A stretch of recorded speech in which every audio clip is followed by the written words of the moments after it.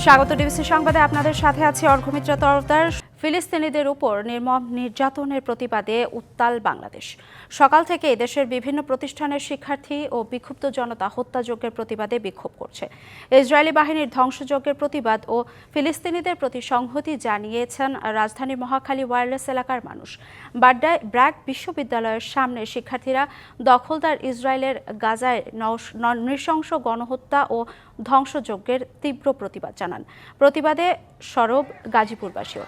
হোতাপাড়া এলাকায় বিক্ষোভ করছেন বিভিন্ন শিক্ষা প্রতিষ্ঠানের শিক্ষার্থী এবং এলাকাবাসী।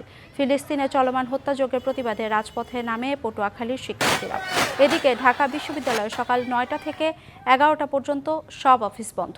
প্রতিবাদে সারা দেশে বিক্ষোভ মিছিলের ডাক দিয়েছে জামায়াতে ইসলামী। বিশ্বব্যাপী গড়ে ওঠা নো ওয়ার্ক নো স্কুল কর্মসূচির সাথে সহমর্মিতা জানিয়ে মঙ্গলবার সব শিক্ষা প্রতিষ্ঠানে প্রতিবাদ কর্মসূচির ঘোষণা দিয়েছে ছাত্রদল।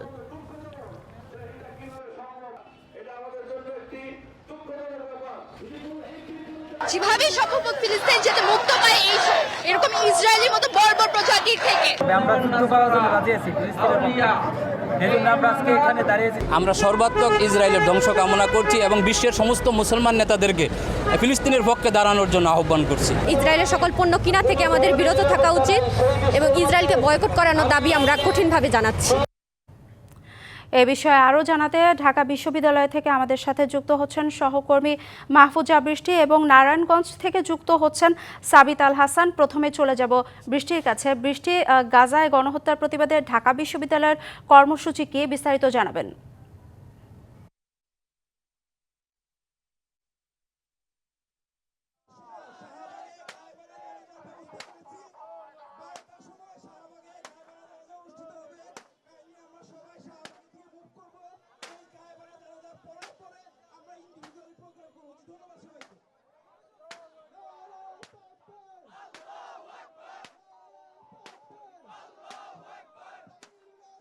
আপনি দেখতে পাচ্ছেন আমার পেছনে যারা দাঁড়িয়ে আছেন এরা কোনো দল কোনো গোষ্ঠীর না, সমস্ত আপামর জনতা এবং বাংলাদেশের সমস্ত মুসলমান যারা আছেন তারা কিন্তু এখানে একাগ্রতা জানিয়েছেন গাজাবাসীর প্রতি। তারা ইসরায়েলের যে গণহত্যা চালানোর যে নির্মম পরিস্থিতি সেটার বিরুদ্ধে কিন্তু তারা আজকে এখানে অবস্থান গ্রহণ করেছেন। আমরা দেখতে পাচ্ছি যে একে একে কিন্তু বিভিন্ন জায়গা থেকে সারা দেশের মুসলমানরা কিন্তু এক দল মিছিল, ছোট ছোট খণ্ড খণ্ড মিছিল নিয়ে কিন্তু তারা এখানে এসে জড়ো হচ্ছেন। যেটা তারা বলছেন যে একই কথা, তারা যে ইসরায়েলি যে পণ্য সেগুলো এখান থেকে বাদ দেওয়ার জন্য তারা বলছেন যে যাতে ইসরায়েলি যে আর পণ্য সেগুলো যেন আর কেনাকাটা না হয় এবং দেশে যে সারা বিশ্বের যে বিশ্ব নেতারা আছেন, মুসলমান দেশগুলো আছেন, তাদেরকে বারবার এগিয়ে আসার কথা বলছেন। কারণ তাদের কাছে যে যুদ্ধে অংশগ্রহণ করার জন্য যে সমস্ত অস্ত্র গোলাবারুদ রয়েছে তা সেগুলো কিন্তু বিশ্বের যে গুরুত্বপূর্ণ দেশগুলো আছে তারাই কিন্তু সেগুলো সাপ্লাই দিচ্ছেন। তো সেই জায়গা থেকে সেগুলো যেন বন্ধ করা হয়, তাই এখানে একের পর এক কিন্তু খণ্ড খণ্ড মিছিল নিয়ে তারা এসে একটাই দাবি জানাচ্ছেন, ফিলিস্তিনি যারা আছেন তাদের পাশে দাঁড়ানোর জন্য নারী শিশু থেকে শুরু করে যাদের মাথা পর্যন্ত শিরচ্ছেদ করা হচ্ছে সেই সব নির্মম যে গণহত্যা সেটা যেন বন্ধ করা হয়। আর এখানে এই মুহূর্তে ঘোষণা দেওয়া হয়েছে দুপুর ঠিক 12:30 শাহবাগে জাদুঘরের সামনে গায়বানা জানাজা করা হবে। ফিলিস্তিনে যারা মারা গেছেন, যাদেরকে হত্যা করা হয়েছে তাদের গায়বানা জানাজা করা হবে। এই কারণেই কিন্তু তাদেরকে বারবার কিন্তু তাদেরকে বলা হচ্ছে যে এখানে এসে দাঁড়ানোর জন্য। সবকিছু মিলে আপনি দেখতে পাচ্ছেন যে আপামর জনতা কিন্তু এখানে এসে একসাথে হচ্ছেন, বাংলাদেশের মুসলমানরা এখানে সবকিছু এসে দাঁড়িয়েছেন। সেই জায়গা থেকে কিন্তু আমরা এসে কথা বলছিলাম যে রাজু ভাস্কর্যের সামনে এখন পর্যন্ত সমস্ত কিছু মুসলমানরা এখানে দাঁড়িয়ে আছেন একমাত্র গাজাবাসীর সাথে একাত্মতা জানানোর জন্য। অর্ঘ ছিল রাজু ভাস্কর্য থেকে আমার কাছে।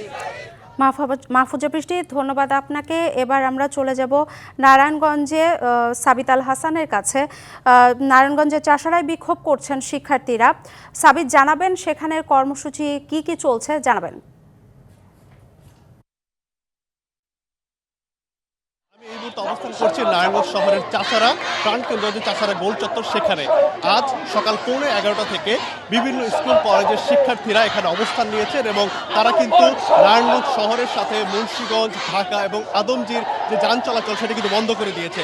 আমি যদি আপনাদের দেখাতে চাই, এখানে কিন্তু বিপুল সংখ্যক শিক্ষার্থীরা তারা কিন্তু অবস্থান নিয়েছেন সড়কের মাঝখানে উত্তপ্ত রোদের মধ্যে এবং তারা কিন্তু একের পর এক স্লোগান দিয়ে যাচ্ছেন এবং তারা প্যালেস্টাইনে গণহত্যা বন্ধের দাবিতে তারা অব্যাহতভাবে স্লোগান দিচ্ছেন, তারা প্রতিবাদ জানাচ্ছেন এবং তারা দাবিটা তুলছেন যে কোনো মুহূর্তে যে কোনো মূল্যে এই গণহত্যা বন্ধ করতে হবে এবং তারা এর জন্য জাতিসংঘকে দায়ী করছেন এবং আরব বিশ্বকেও দায়ী করছেন যে এই আরব বিশ্বের নির্লিপ্ততার কারণে কিন্তু বারবার এই ধ্বংসযজ্ঞের শিকার হতে হচ্ছে ইসরায়েলি বাহিনীর হাতে।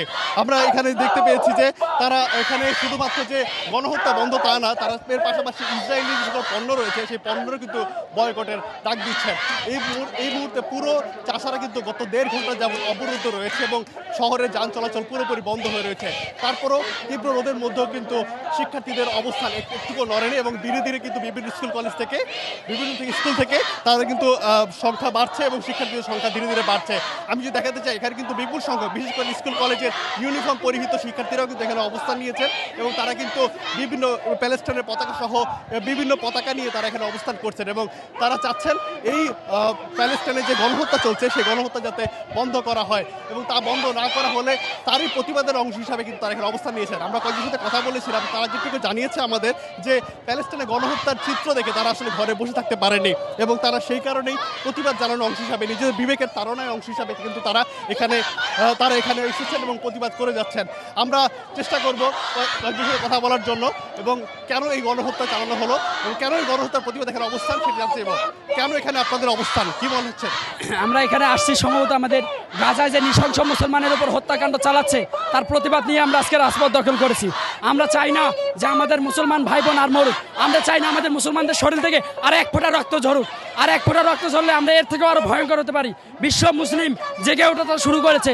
আমরা দেখেছি আমাদের গাজাতে যে ঘুমন্ত মুসলমান ভাই বোনদের উপর কিভাবে বোমা চালিয়েছে, আমরা দেখেছি ঘূর্ণিঝড়ে যেভাবে ধুলোবালি উড়িয়ে যায় সেভাবে আমাদের ভাই বোনের অংশ উড়িয়ে গেছে। এটা দেখে আমরা চুপ করে ঘরে বসে থাকতে পারি নাই। তাই আমরা ইমানের দায়িত্বে আমাদের বিশ্ব মুসলিমকে রক্ষা করার জন্য আমরা আজকে আমাদের রাজপথে এসেছি। শুনতে পাচ্ছেন যেখানকার যারা শিক্ষার্থী রয়েছেন তারা বলছেন যে গণহত্যার যে ভয়াবহ দৃশ্য সেই ভয়াবহ দৃশ্য দেখে কিন্তু আর আসলে ঘরে বসে থাকতে পারেনি এবং তারই কারণে এখানে প্রতিবাদ করতে এখানে এসেছেন। এই ছিল নারায়ণগঞ্জ থেকে আমার কাছে সর্বশেষ। সাবিত, ধন্যবাদ আপনাকে। নতুন উদ্যোক্তা তৈরিতে 800 থেকে 900 কোটি টাকার একটি স্টার্টআপ ফান্ড গঠন করেছে বাংলাদেশ ব্যাংক। বাণিজ্যিক ব্যাংকগুলোর মাধ্যমে এই তহবিল বিতরণ করা হবে বলে জানান বাংলাদেশ ব্যাংকের গভর্নর আহসান এইচ মনসুর। শিগগিরই প্রজ্ঞাপন জারির কথাও জানান তিনি। 4 দিনব্যাপী বাংলাদেশ বিনিয়োগ সম্মেলনের প্রথম দিনে এসব কথা বলেন গভর্নর। বাংলাদেশ বিনিয়োগ উন্নয়ন কর্তৃপক্ষ বিডার আয়োজনে বাংলাদেশ বিনিয়োগ সম্মেলন শুরু হয়েছে। ব্যবসা করার ক্ষেত্রে বিশেষ করে নতুন উদ্যোক্তাদের জন্য ট্রেড লাইসেন্স পাওয়া সহ সরকারি লাল ফিতার দৌরাত্ম্য বেশি বলে জানান বিডার চেয়ারম্যান আশিক চৌধুরী। প্রতি বছর ট্রেড লাইসেন্স নবায়ন করতে গিয়ে ভোগান্তির মধ্যে পড়তে হয় বলে জানান তিনি। বলেন 40 দেশের 5 শতাধিক বিদেশি বিনিয়োগকারী সম্মেলনে অংশ নিয়েছে।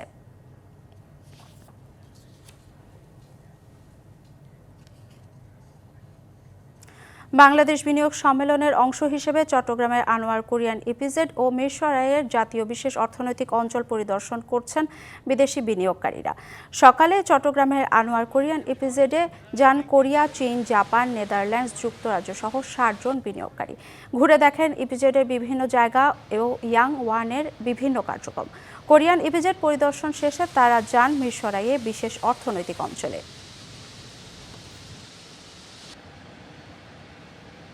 বাংলাদেশে যে বিনিয়োগের যে পরিবেশটা, বিনিয়োগের যে সুযোগ সুবিধাগুলো আছে এইসব বিষয়ে আপনার ওনাদেরকে একটা প্রেজেন্টেশন দেওয়া হবে। পাশাপাশি আপনার ওনারা সরেজমিনে ফ্যাক্টরিগুলো পরিদর্শন করবেন এবং দেখবেন যে আসলে বাংলাদেশে বিনিয়োগ করলে ওনারা কীভাবে উপকৃত হতে পারেন। আমাদের প্রিপারেশন তো আছে, আমরা যে কোনো বিনিয়োগ নিতে পারবো, কিন্তু প্রশ্ন হচ্ছে এই মুহূর্তে সব কিছু বিবেচনা করেই তো বিনিয়োগকারীরা বিনিয়োগ করবে, শুধু কেপিজেডের অবস্থা দেখে নয়। KPZ is ready for any kind of investment. রাজধানীর পুরান ঢাকার নাজিমউদ্দিন রোডের একটি বহুতল ভবনের আগুনে একজন নিহত এবং 18 জন আহত হয়েছেন। নিহতের নাম আমিন উদ্দিন। ভবনটির 2য় তলা থেকে তার মরদেহ উদ্ধার করা হয়। ভোরে এই ঘটনা ঘটে। ফায়ার সার্ভিস সদর দপ্তর জানায় ভোর 4টা 10 মিনিটে 5তলা ভবনটির নিচতলায় লেপ তোশকের দোকানে আগুন লাগে। খবর পেয়ে 7টি ইউনিট ঘটনাস্থলে গিয়ে 5টা 12 মিনিটে আগুন নেভায়। এর মধ্যে ওই ভবনের বিভিন্ন ফ্লোর থেকে অসুস্থ অবস্থায় উদ্ধারের পর 18 জনকে হাসপাতালে ভর্তি করা হয়েছে। নিহত আমিন উদ্দিন আগুনে ক্ষতিগ্রস্ত ভবনটিতে রিয়েল উড নামে ফার্নিচার দোকানের ম্যানেজার ছিলেন। যুক্তরাষ্ট্রের টেক্সাস অঙ্গরাজ্যে বাড়ছে ছোঁয়াচে রোগ হামের প্রাদুর্ভাব। এ সপ্তাহে হামে আক্রান্ত হয়ে মৃত্যু হয়েছে আরও একটি শিশুর। স্থানীয় সময় রবিবার এ তথ্য নিশ্চিত করে টেক্সাস অঙ্গরাজ্যের স্বাস্থ্য বিভাগ। যুক্তরাষ্ট্রের রোগ নিয়ন্ত্রণ ও প্রতিরোধ সংস্থা সিডিসি জানায়, চলতি বছরে যুক্তরাষ্ট্র জুড়ে প্রায় 600 জনের শরীরে হাম শনাক্ত হয়েছে, যা গত বছরের তুলনায় 3 গুণ হারে বেড়েছে। এদের বেশিরভাগই শিশু। আর টেক্সাসে হামে আক্রান্ত রোগীর সংখ্যা ছাড়িয়েছে 500 জনে।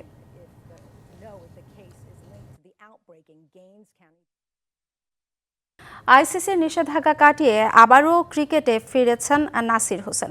সোমবার ডিপিএলে গাজী গ্রুপ থেকে ক্রিকেটার্সের বিপক্ষে রূপগঞ্জ টাইগার্সের হয়ে মাঠে নামেন এই অলরাউন্ডার। ফ্র্যাঞ্চাইজি লিগে উপহার পাবার তথ্য গোপন করে আইসিসির নিয়ম ভেঙেছিলেন নাসির। এই দায়ে এই ক্রিকেটারকে 2023 সালের সেপ্টেম্বরে 2 বছরের জন্য নিষিদ্ধ করে আইসিসি, যার মধ্যে 6 মাস ছিল স্থগিত নিষেধাজ্ঞা। শাস্তির শর্ত পূরণ করায় 6 এপ্রিল শেষ হয় নাসিরের নিষেধাজ্ঞার মেয়াদ। দীর্ঘদিন পর সোমবার ডিপিএলের ম্যাচ দিয়ে মাঠে ফিরলেন বাংলাদেশে হয়ে 115টি আন্তর্জাতিক ম্যাচে প্রতিনিধিত্ব করা এই অলরাউন্ডার। আন্তর্জাতিক ক্রিকেটে ফিরতেও আর কোনো বাধা নেই নাসির হোসেনের। ডিবিসি সংবাদে এই ছিল এখনকার মতো। ডিবিসি নিউজের সংবাদগুলো পড়তে ভিজিট করুন dbcnews.tv আর ভিজিট করুন ডিবিসির ফেসবুক পেজ এবং ইউটিউব চ্যানেল। ডিবিসির সঙ্গেই থাকুন।